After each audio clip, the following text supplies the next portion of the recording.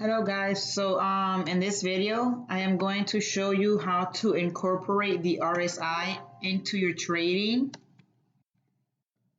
You guys can use it as another form of indicator, as if a confirmation. If you're not sure if it's going to bounce there, then you can use it as a confirmation. Now, the way to add this indicator into your chart, we're going to go here to studies. You go here to studies, and then you go to edit studies. And then here you're going to type RSI. Now apply it. And then you're going to see it here. This is your reverse R. This is your RSI, which is price. It's this, but reflected on this.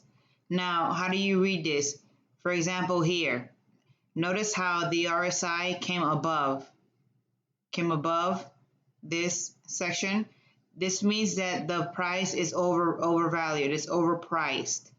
It's overpriced. So when it's up here, the risk is to the upside.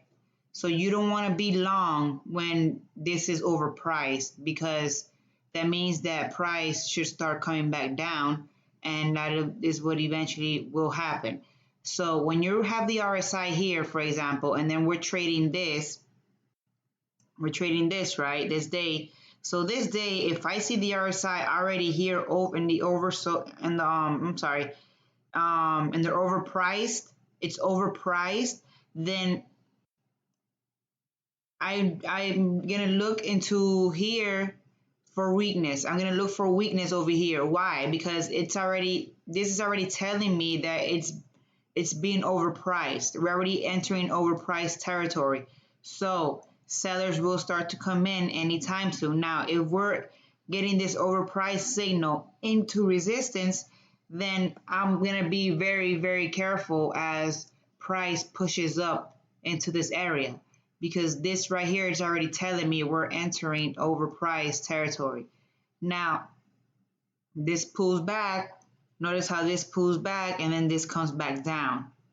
This comes back down. So as long as the RSI isn't above, then this is overpriced. Or if it's under, like here, under, this is that means that the price is super low.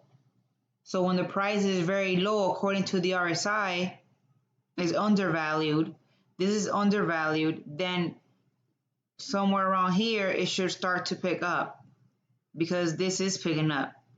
So here, which is here, it's saying it's undervalued. So as this is ranging, this is picking up.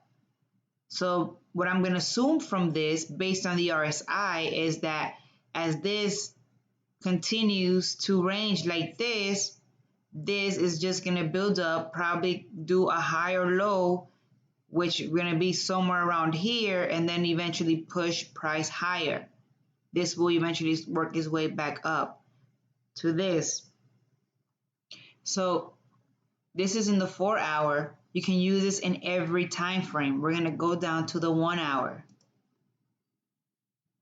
So here we are in the 1 hour. Notice that the same spike here is showing that it's overpriced. It's overpriced. So then as price comes down and just ranges, price is just here in the middle. As it drops to these lows, we're getting this right here, that it's undervalued, it's oversold. This right here means it's oversold. Now notice here how this is oversold, and then this, we didn't come below it. So that means that it's being picked up. It's being picked up. So as this continues to do this, somebody here is buying, and then eventually this is going to come above here, and this is going to start working its way back up. So this RSI kind of tells you where it can go. As you see it heading back up to the RSI, to the top over the RSI, you know that the price will eventually come up to resistance. As you see the RSI come down to the oversold, then you're going to see price follow along and come down with it. The RSI, it's a confirmation. Um, it's just if you see price rallying up and you see that it's somewhere in the middle and you're like, oh, it still has a chance to come up to here, and then you have resistance above, then you can see how far it can go based on your RSI. Let's go down to a smaller time frame. We're gonna go to the 5-minute.